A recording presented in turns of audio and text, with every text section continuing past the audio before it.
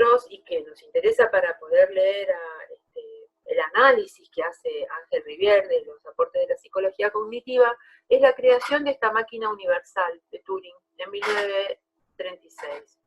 En ese año él concibió una máquina que pudiera resolver todos los problemas matemáticos expresables mediante un algoritmo. Así que es como el creador del primer software, de la cuestión universal y los parámetros que hasta el día de hoy se tienen en cuenta para armar los software de cualquier computadora, ¿no? De las computadoras que nosotros usamos cotidianamente y que nos permiten ver estos videos y esta comunicación. Bueno, más detalles de la vida de Turing, y pasamos directamente a la organización de la exposición de Ángel Rivière, de este modelo de la psicología cognitiva y de qué tipo de sujeto está hablando.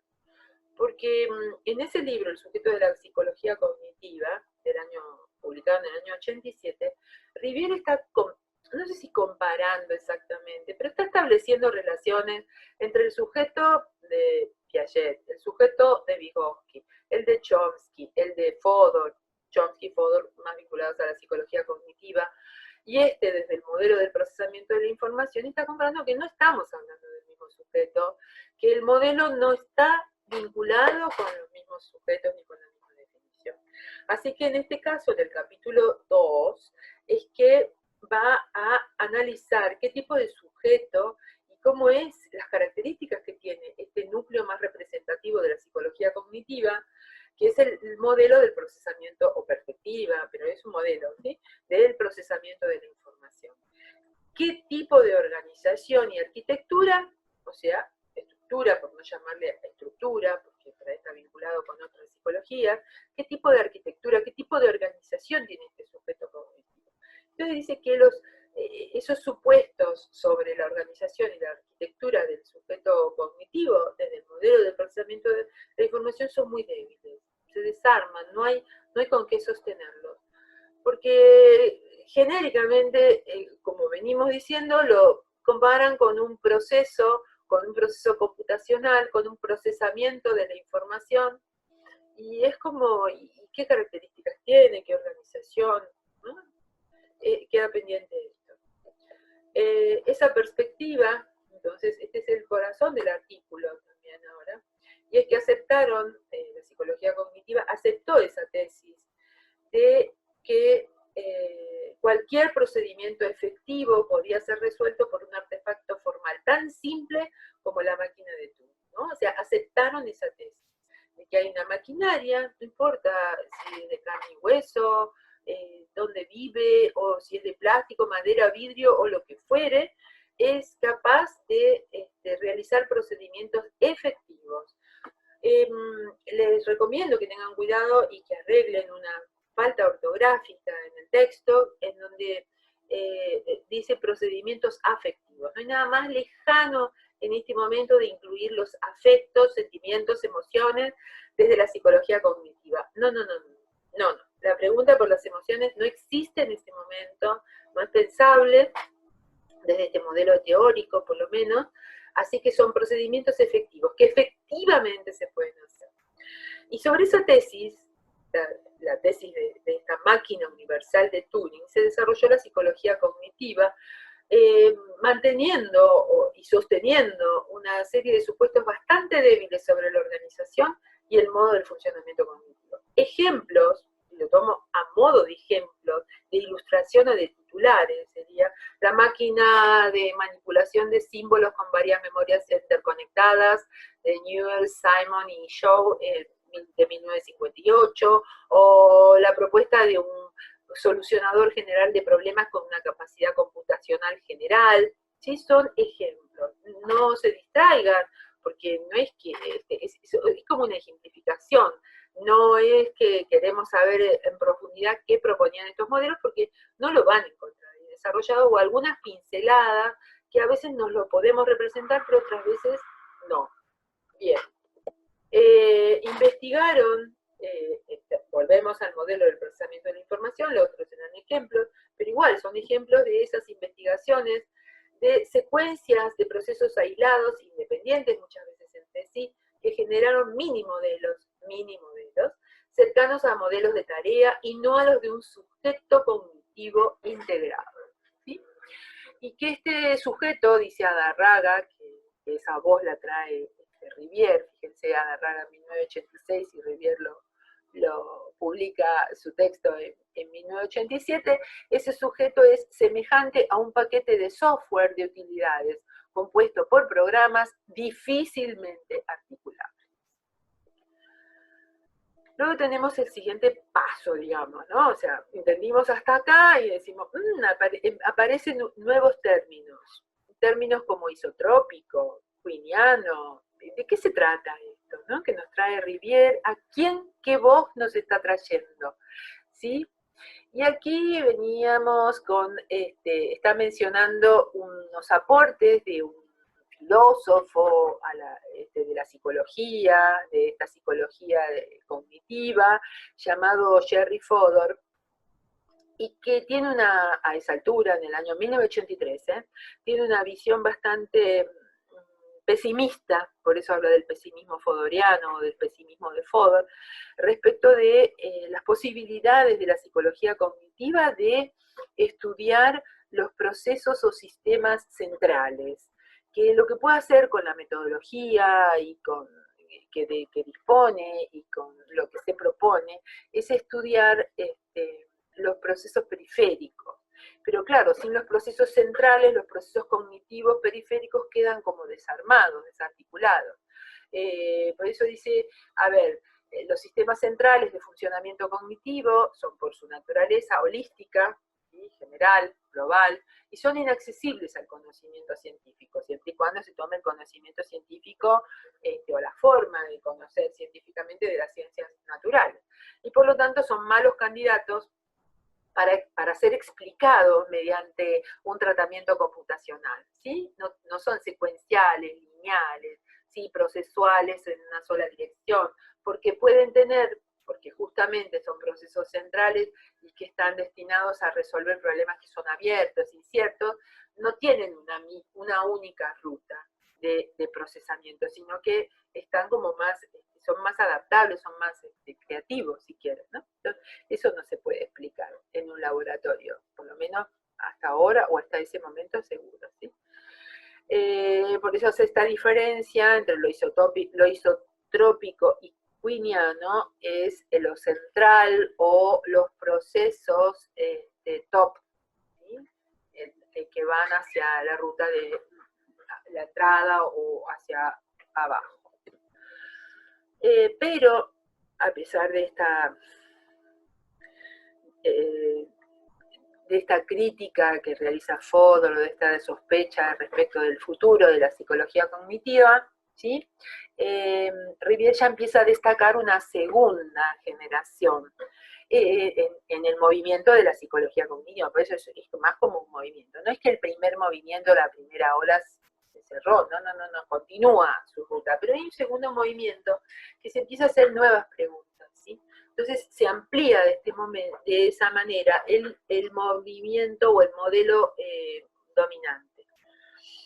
En el sentido de que la máquina abstracta, esa mente que procesa y manipula símbolos, recuerden que no son copia, la información y la representación no es copia del mundo, sino que hay una transformación simbólica de acuerdo a un proceso de codificación.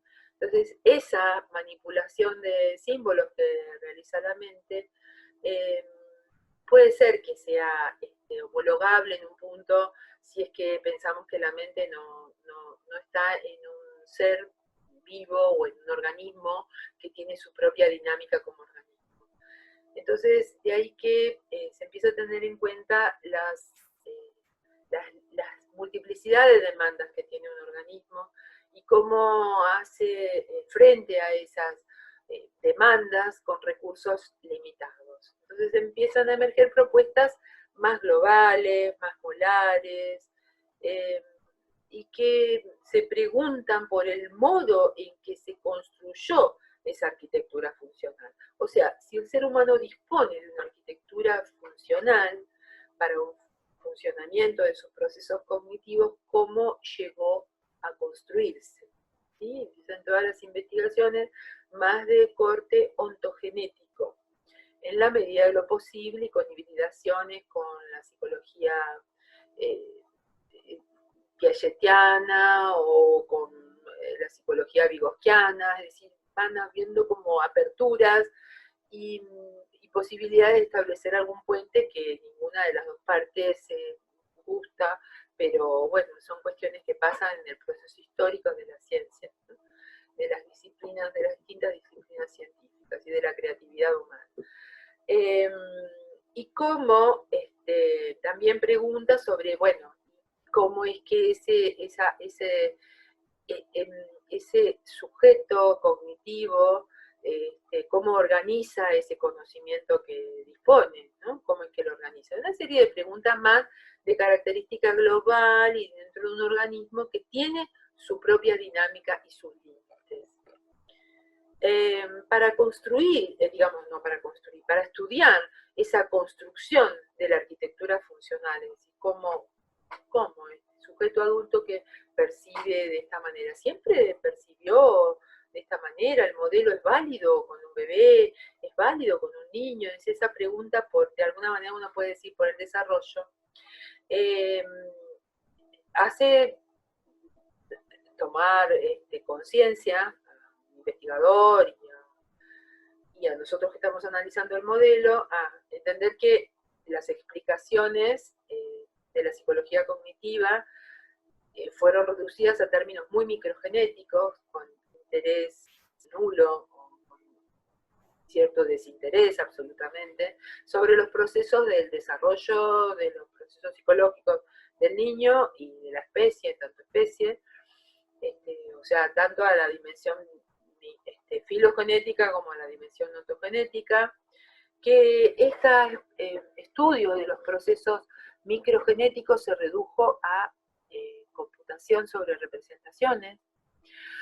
O sea, al pensar que las computaciones sobre representaciones, este modelo que comienza con Alan Turing, podría explicar estos procesos microgenéticos.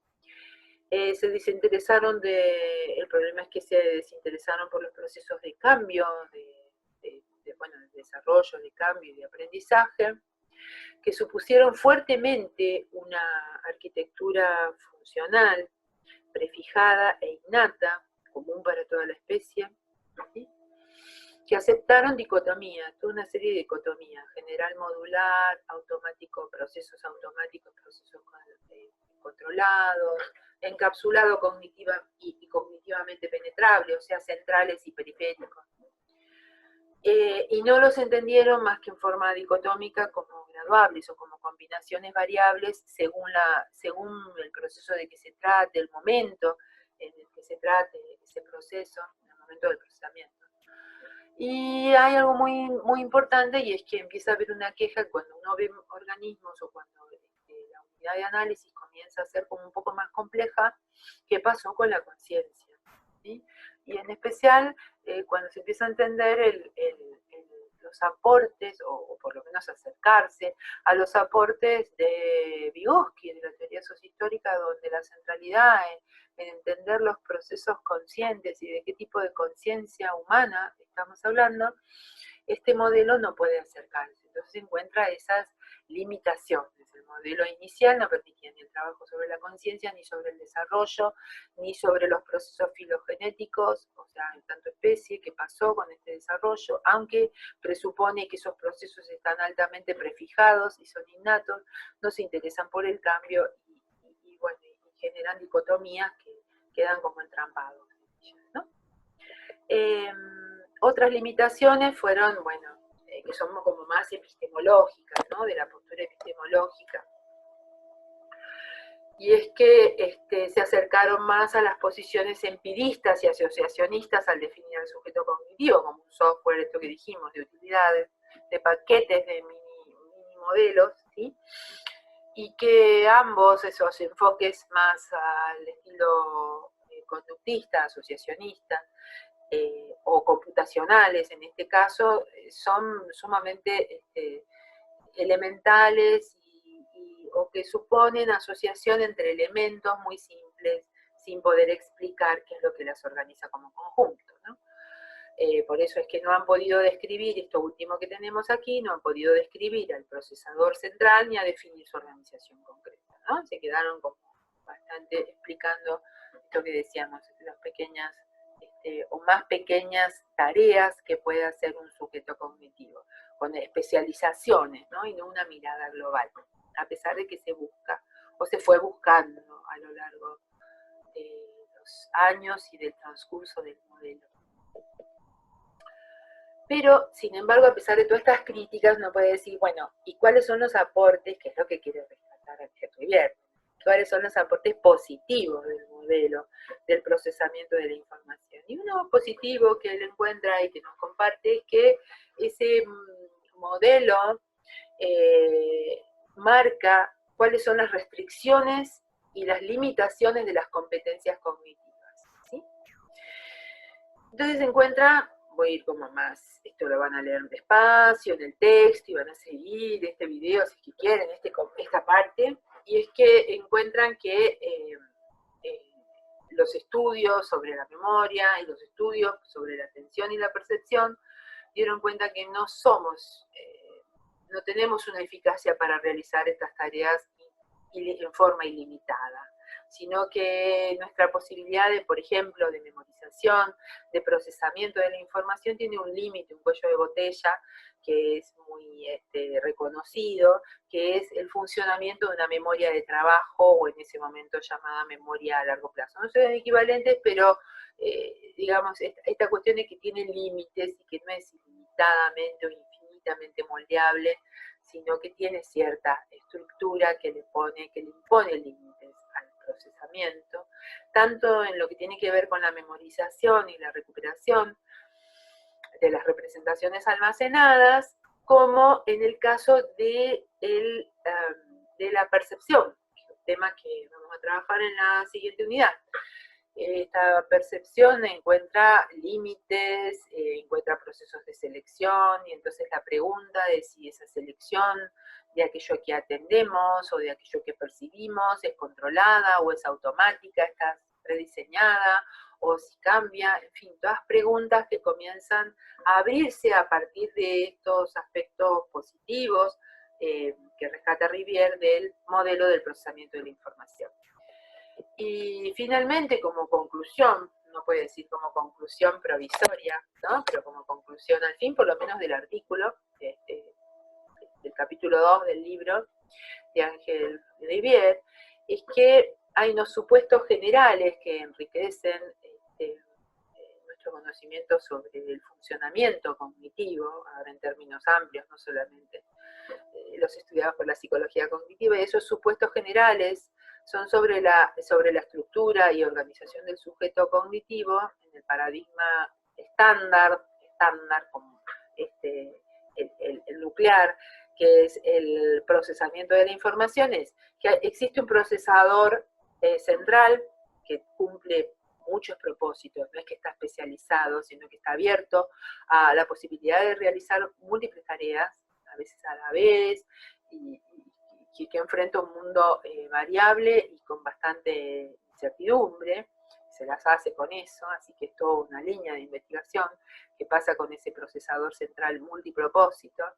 Hay una memoria permanente de límites desconocidos, que es todo un desafío el poder modelizar qué pasa con esa memoria permanente, que no es la memoria a corto plazo o de trabajo con la que trabajamos en el aquí y el ahora, sino esa memoria de aquello que conservamos, ¿no? Y que nos sirve para proyectar el futuro y no solamente recordar el pasado. Entonces, un procesador central que cumple varios propósitos, una memoria permanente, de límites desconocidos, esto es un reconocimiento. Una memoria de trabajo que, en definitiva, en conexión con la memoria permanente, esa memoria de trabajo impone límites al sistema en general y al procesamiento de la información en particular y del trasvase y de la recuperación de representaciones. Y el sistema cuenta con recursos globales que son limitados para realizar sus trabajos de atención sobre el entorno y sobre lo que está sucediendo y sobre el ingreso de la información. Entonces, bueno, con esto dimos como cierre a este punto, a esta trama que nos toca en esta semana o que hemos proyectado, no sé si nos toca, pero bueno, la hemos proyectado para esta semana para que ustedes puedan hacer contrapunto entre este modelo dentro de la psicología cognitiva y otro modelo. Ya dijimos, el modelo Embodied Cognition, o mente encarnada, que sería la forma de traducir esto de Embodied Cognition, o sea, una mente que está incorporada, pero incorporada en donde, en un cuerpo. Es decir, si antes con el modelo del procesamiento de la información se habían desentendido del cuerpo y habían comparado a la mente con una computadora, daba lo mismo si era un sistema artificial o un sistema biológico, ahora no. Ahora es necesario incorporar ese o pensar cómo esta incorporación de la mente en un sistema biológico que tiene ciertas características le pone un toque, una distinción y ciertas características al funcionamiento mental. A este tema se va a dedicar Leandro Gestalt, que va a aparecer en esta semana con los videos de presentación temática y de los aportes, y que ustedes se van a centrar en otra bibliografía. ¿Sí?